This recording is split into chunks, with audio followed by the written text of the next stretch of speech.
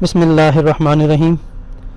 अस्सलाम वालेकुम स्टूडेंट्स, उम्मीद करता हूँ सब खैरियत से होंगे।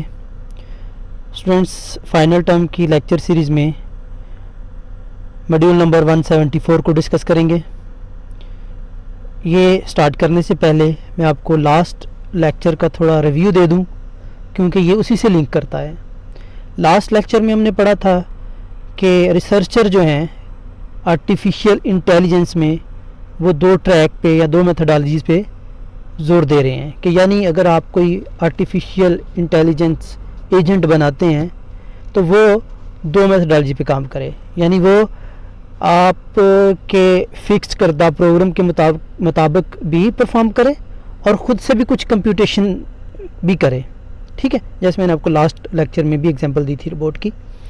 तो आज हम उसी से रिलेटेड एक पज़ल गेम को सॉल्व करने के लिए एक देखते हैं। एक गेम है, उसको सॉल्व करने के लिए एक मशीन देखेंगे कैसे सॉल्व करती है। तो स्टूडेंट्स, यहाँ पर फिगर में हमारे पास एक पज़ल मशीन है। ये पज़ल मशीन है। इस पज़ल मशीन ने इस गेम को सॉल्व करना है कि जितने भी नंबर्स हैं इनको अरेंज करना है सीक्वेंस में। ठीक है, तो ये करने से पहले इसमें कुछ चीज़ें फ़िक्स की हुई हैं परफॉर्मेंस के हिसाब से। लिमिटेशंस हैं, पहले उनको हम डिस्कस कर लेते हैं।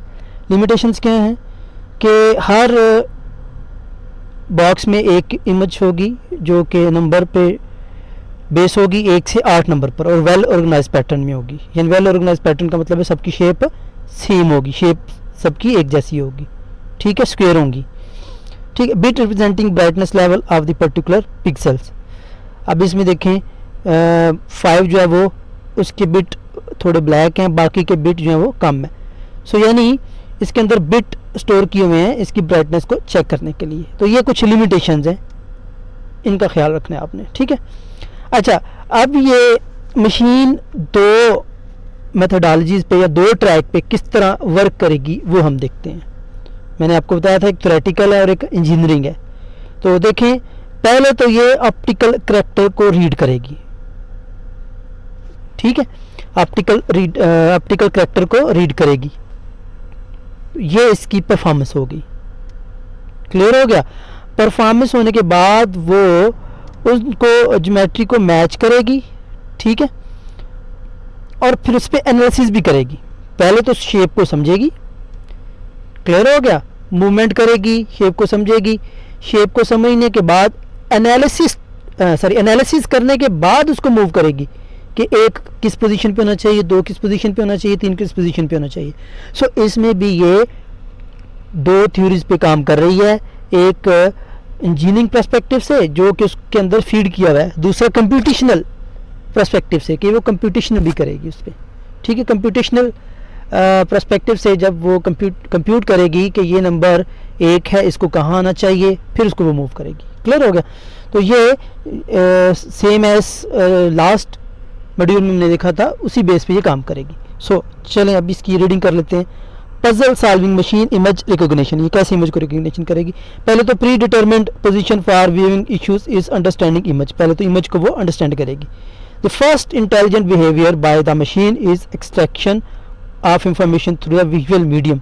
यानी पहले वो इसके अंदर विजुअल मीडियम कैमरा लगा हुआ है, उससे पहले इसको चेक करेगी। ठीक है, एक्सट्रैक्ट करेगी कि कौन सी शेप क्या है। Extract the current status of the puzzle. अभी करंट स्टेटस देखेगी कि एक नंबर कहाँ पे है, 2 कहाँ पे है, 3 कहाँ पे है। ठीक है, फिर उसके बाद ये करने के बाद ये चीज़ें तो उसमें फिक्स हैं, कैमरे से वो सारा इमेज ले लेगी।